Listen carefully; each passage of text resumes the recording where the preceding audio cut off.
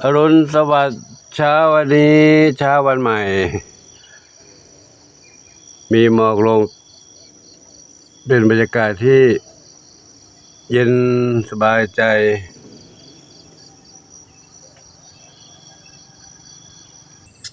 ณท้องทุ่งพุทธสถานวัดโป่งชัยตำบลบ้านสาอำเภอเจ้าห่มจังหวัดลำปางในเช้าวันนี้บรรยากาศเย็นๆเข้าสู่ฤดูหนาวแล้วเนาะ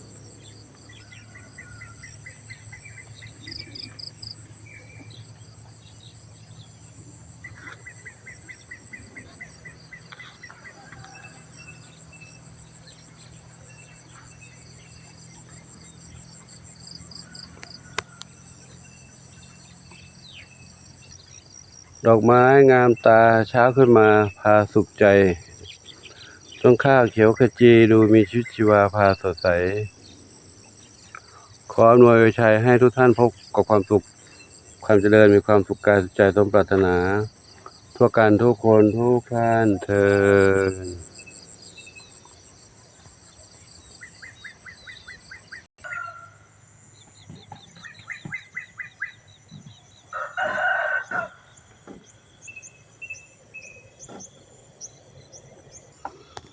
เข้ามาในวัดพบกับบรรยากาศร่มเย็นท่ามกลางเมฆไม้นาเสียงไก่เสียงนกเสียงธรรมชาติฟังแล้ว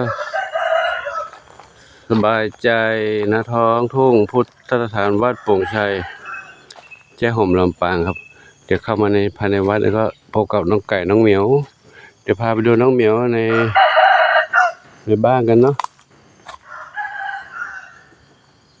น้องเหมียวน้องไก่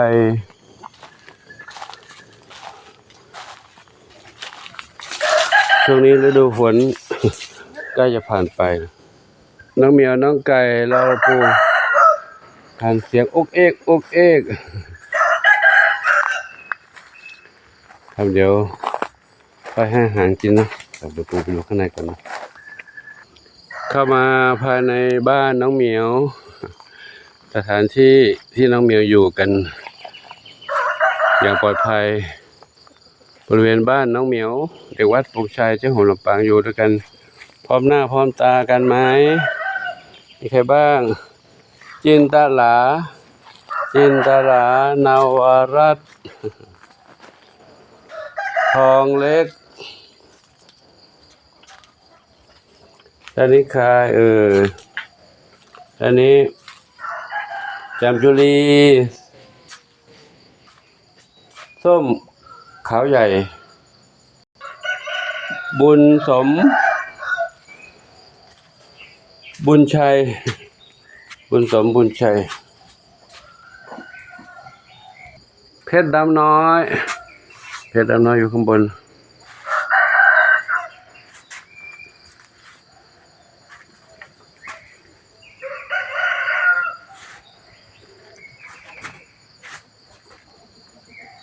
นี่ใครสีลูกสี่ลูกสี่ใครขึ้นต้นไม้จามจุลีเดินขึ้นหลังคาไปแล้วจามจุลีกับช่อผักกาอยู่บนหลังคาข้างล่างเทาแพนด้าเทาใหญ่แพนด้าเทาขาวใหญ่ส้มขาวเล็กทองอ่อนทรัพย์ทวีอยู่นี่โชคทวีทรัพย์อยู่นู้นไปดูทางนี้ดิดูน้องดาวทองน้องมีบุญนอนอยู่ดาวทองน้องมีบุญนอนอยู่ที่ดงผักบุ้งตัวนั้นโผล่หัวออกมาแล้วผักบุ้งก็กำลังแตกยอดชูช่อมาให้ดาวทองได้กินอร่อย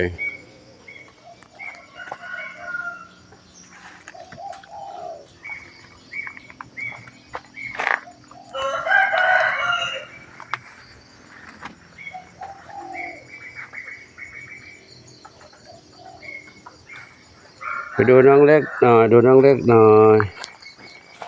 น้องเล็กอยู่ในบ้านผู้ชายขึ้นได้เหรอชายขึ้นต้นไม้ได้ผู้ชายขึ้นต้นไม้เล่นกันโอ้เล่นกันสนุกกันแล้วเล่นกันสนุกกันแล้ว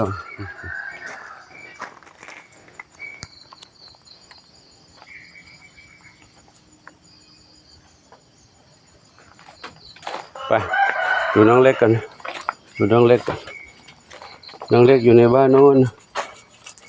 อาหารเม็ดให้ไว้กินหมดไหมลูกกินหมดไหมเดี๋ยวหมดเดี๋ยวเติมใหม่เนาะช่วงนี้กินอาหารเม็ดไปก่อนอาหารเปียกมีน้อย อาหารเปียกมีน้อยใกล้จะหมดแล้วกินอาหารเม็ดไปก่อนเนาะเดี๋ยวปลูกให้เนื้อไก่คลุกกับข้าวสุกให้กินทีนี้อาหารเปียกมีอยู่อาหารเปียกมีอยู่9 กระป๋องได้3 มื้อหมดแล้วจะต้องประหยัดหน่อยกินอาหารเม็ดเอานะลูกนะอาหารเม็ดกินได้นานหน่อยเนาะอาหารเม็ดมีอยู่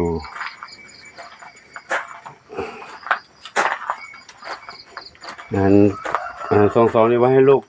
ให้น้องเหมียวเล็กกินนี่ก็ทั้งหมดแล้วเดี๋ยวน้องเหมียวเล็กไม่มีกินนะเปียกไว้ให้น้องเหมียวเล็กกินแม่3 สีนวลน้องชวนฝัน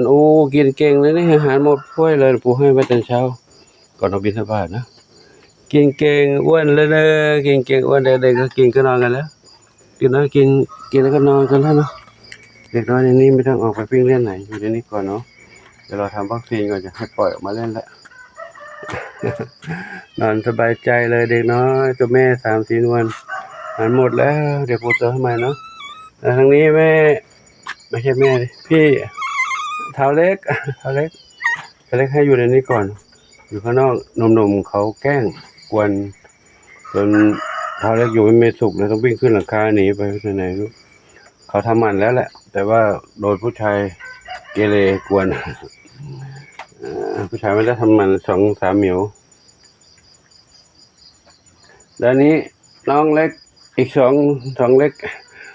2 เล็กก็กำลังซนแล้วอยู่ในนี้นะเพราะว่าหลวงปู่ที่ได้ให้อยู่กรงใหญ่เขาไม่มีวิ่งเล่นไม่มีที่เล่นให้อยู่ในนี้เขาวิ่งเล่นขึ้นไปขึ้นมา2 เหมียวอยู่ในนี้ได้กินอาหารปลอดภัยกางมุ้งให้อยู่ไม่กัดกางมุ้งให้กลางวันก็เปิดเนอะชื่ออะไรลูกชื่ออะไรลูกน้องมีสุขลูกของแม่ดวงดีโตและมี1 เดียวเท่านั้นมีสุขเหลือ1 เดียวนะแข็งแรงดีกับน้อง1 เดียวมาจากไหนไม่รู้ลูกใครไม่รู้อยู่ด้วยกันเป็นเพื่อนกันอยู่ด้วยกันเป็นเพื่อนเดียวกันเลยเดี๋ยวกินข้าวแล้วเดี๋ยวปู่จัดอาหารให้เนาะเดี๋ยวเติมอาหารให้เขาอีกก็คงต้องเป็น อาหารเม็ดเป็นหลักแล้วนะเม็ดเป็นหลักอาหารก็หมดแล้วอาหารเด็กเล็กก็ว่าให้เด็กเล็กกินนะเด็กเล็กมี4กวนกันละใครบุญชัยบุญชัยกวนน้องทำไมเขาเป็นน้องผู้หญิงลูกบุญชัยก็กวนละกวนไม่กวนอยู่ด้วยกันนะน้องเทาขาวน้องส้มขาวเล็กเป็นผู้หญิงผู้ชายเป็นผู้ชายก็ทำมันแล้วนะเนี่ยทำมันแล้วยังเกเรทำไมลูกไม่เกเรแล้วไม่กวนกันนะไหนดูหน้าก่อนดูหน้าคนเกเรกันกวนกันทำไมลูกอยู่ด้วยกันดีเป็นเด็กวัดด้วยกันนะไม่คู่อะไรมากวนกันนะอย่าอยู่ด้วยกันนะวิชากันทำไมล่ะปู่ก็เล่นด้วยกันทุกคนแหละปู่เล่นด้วยทุกคนเลยไม่ได้รักใครคนใดคนหนึ่งนะรักทุกคนลูกอยู่ด้วยกันนะกันดีๆเนอะครับวันนี้หลวงปู่ขอนำภาพบรรยากาศในเช้าให้กับทุกคนทุกท่านได้รับชมเอาไว้เพียงเท่านี้กันเนาะเด็กๆก็อิจฉากันอยู่ถ้าหลวงปู่เล่นกับใครมากเขาก็1ก็อิจฉานี่น้องนี่1นี่บุญสมก็ขี้อ้อนเนี่ยแล้วเขากัดปากเจ็บอาตมาแล้วตอนนี้ก็ยังหายดีแล้วก็อ้อนแล้วนี่น้องเทา พนด้าเทาขาวใหญ่